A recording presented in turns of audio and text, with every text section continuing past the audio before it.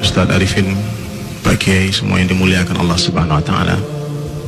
Sebelumnya saya minta maaf, dandanannya kayak Kiai. Saya bukan Ustadz, bukan Kiai, bukan ulama. Saya seorang musisi yang sampai hari ini masih berkarya, Ustadz. Cuman gara-gara ayat tadi itu tuh yang dibaca sama Ustadz itu, saya bersemangat untuk berdakwah. Itu saja. Jadi hadirin mulia, intinya seluruh manusia ini, siapa saja dia, itu menginginkan kebahagiaan. Orang kaya, orang miskin, pejabat, petani, pemusik, pemain film, ulama, siapa saja. Namun sayang hadirin yang mulia, begitu banyak manusia yang ingin bahagia, sedikit yang tahu di mana Allah letakkan kebahagiaan. Sementara Allah Subhanahu wa Ta'ala telah menjelaskan sejelas-jelasnya di dalam Al-Quran, kebahagiaan hanya dalam mentaati Allah. Siapa yang taat kepada Allah dan Rasulnya, maka itulah kesuksesan yang besar. Jadi orang miskin untuk bahagia itu sebetulnya tidak perlu harus kaya dulu. Taat kepada Allah pasti bahagia. Ini ketetapan Allah, nggak bisa diganggu gugat. Sebagaimana Allah Subhanahu wa Ta'ala telah menetapkan rasa gula itu manis. Orang kaya makan gula, dia akan katakan gula itu manis. Orang miskin makan gula, akan katakan gula itu manis. Presiden, gubernur, bupati, polisi, jenderal, siapa saja yang makan gula, kita tanya bagaimana rasa gula, Pak? Apa katanya? Manis. Begitu juga hadirin dengan ketaatan.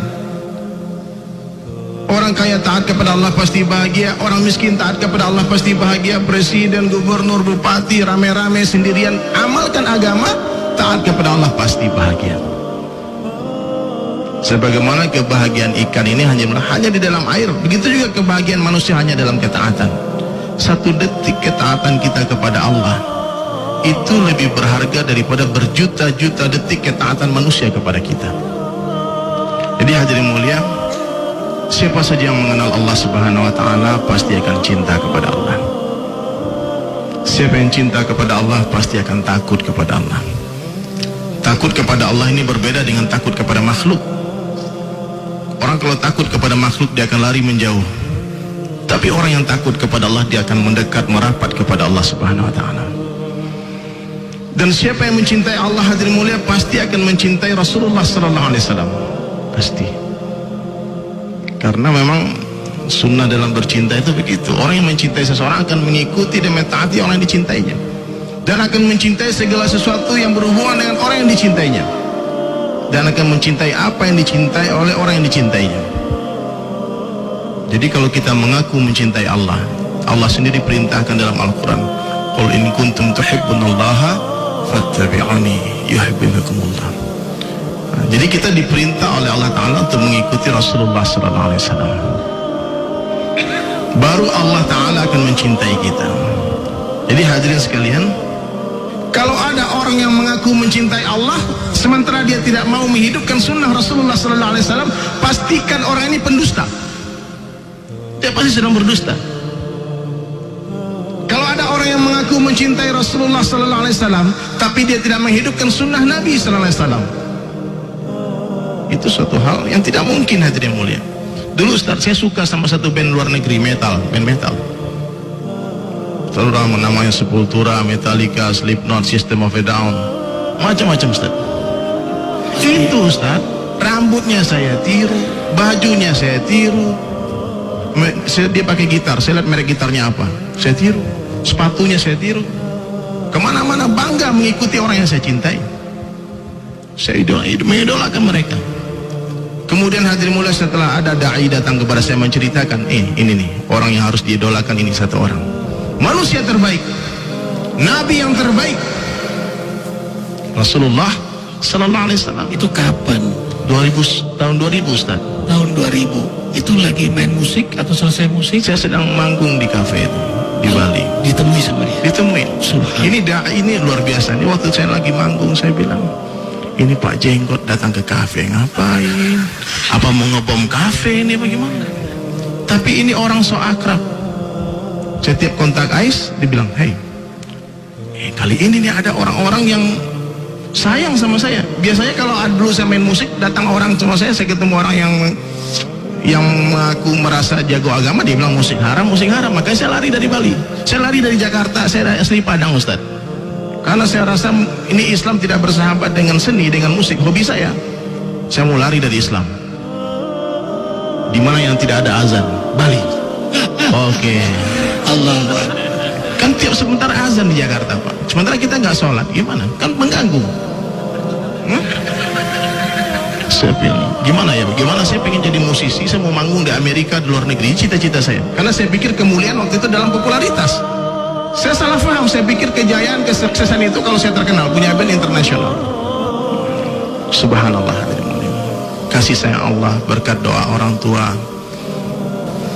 Jadi hadirin yang mulia, doakan. Ketika ayah saya tahu saya ke Bali, beliau pasrah. Saya pergi dari Padang itu naik truk, karena nggak diizinkan pergi merantau, karena dia pengen, ayah saya pengen saya belajar agama, mondok ataupun IAIN seperti beliau. Dahsyatnya ada orang tua. Itu, wah terus Allah hantar dai, masya Allah. Ini dai ini luar biasa, Pak. Dai ini mahabbah kepada umatnya luar biasa. Jadi saya pahami hadir mulai ketika di Bali, dakwah itu adalah seperti lentera cahaya. Dakwah. Jadi hadir mulai seorang dai tidak mungkin lari dari kegelapan. Justru para dai ini berjalan mencari tempat-tempat yang gelap dan menerangi tempat itu. Tidak mungkin cahaya pergi, tapi cahaya mendatangi, Mencari kegelapan. Cari kegelapan Dan terangi tempat itu. Jangan caci kegelapan, bawakan lentera untuk kegelapan. Subhanallah. Ustaz, saya waktu itu bertanya sama teman-teman itu, bagaimana hukumnya nih, saya gondrong, saya metal, tapi saya mau ikut ngaji, boleh nggak? Teman saya waktu itu satu orang pakai tato. Kalau bertato gimana Ustaz? Boleh nggak sholat? Waktu itu yang dakwah itu dia jawab dengan hikmah. Dia bilang anak metal sholat itu luar biasa, Bang. Yang aneh itu nggak metal tapi nggak sholat. Orang bertato sholat itu luar biasa. Yang aneh itu nggak punya tato, nggak sholat. Akhir saya sama teman semangat. Oh iya, ini cocok nih jamaah sama kita nih. Ini jamaah cinta ini. Ini jamaah kasih sayang ini. Nggak benci sama saya. Baru saya paham bahwasanya Allah itu benci dosa tapi tidak benci pendosa. Allah sayang sama kita semua. Saya di Bali mulai Ustaz, subhanallah, saya mulai dakwah. Kan kuntum khaira ummatin ukhrijat linnas. Kalian adalah umat yang terbaik. The best umat ukhrijat, yang dikeluarkan, yang dikhurujkan untuk seluruh manusia. Saya tahu orang Bali manusia, orang Amerika manusia, orang Eropa, orang Venezuela, orang Brazil, Australia datang ke Bali. Seluruh manusia datang ke Bali Ustaz. Saya bilang ini maksud Allah hantar saya ke sini untuk dakwah ke mereka. Sudah, saya mulai hijrah. Saya ikut pesantren kilat waktu itu 3 hari. Pesantren kilat. Dan santri kita setiap bulan keluar 3 hari. Ajib subhanallah. Setelah 3 hari itu berubah cita-cita saya, Pak. Yang tadi cita-cita pengen ke Amerika, sekarang jadi cita-citanya berubah jadi pengen masuk surga. Dulu mana ada cita-cita masuk surga Ustaz? Saya pikir surga gak enak. Orang-orang masjid kan sepertinya gak ada partinya, gak ada senang-senangnya kan. Saya pikir begitu. Ternyata hadirin mulia, setelah saya menjalani agama, belajar agama, masya Allah, ternyata orang beriman di setiap detik dibahagiakan oleh Allah dengan amalan-amalan sunnah. Kehidupan orang beriman itu ternyata penuh dengan hiburan. Zikir nikmat, baca Al-Quran bisa nangis nikmat. Ini saya pahami. Jadi saya pahami kita ini umat Rasulullah SAW. Khaira umat yang terbaik. Umur kita singkat 60-70 tahun. Tapi yang singkat ini bermakna untuk membina akhirat yang selama-lamanya. Sekarang ini umat lupa hadirin mulia, menisbatkan dirinya kepada kesukuan. Bangga saya orang Padang, saya orang Jawa, saya orang Sunda, saya orang Bali, saya orang Amerika, orang Arab. Mestinya nisbat kesukuan dihilangkan dan diganti dengan nisbat umat Rasulullah. Saya umat Rasulullah SAW. Banyak orang yang bangga, saya lawyer, saya tentara, saya polisi, saya supir taksi, saya pedagang, petani. Bukan, saya dai. Dakwah ini mesti dijadikan kerja utama kita hadirin mulia. Kerja utama.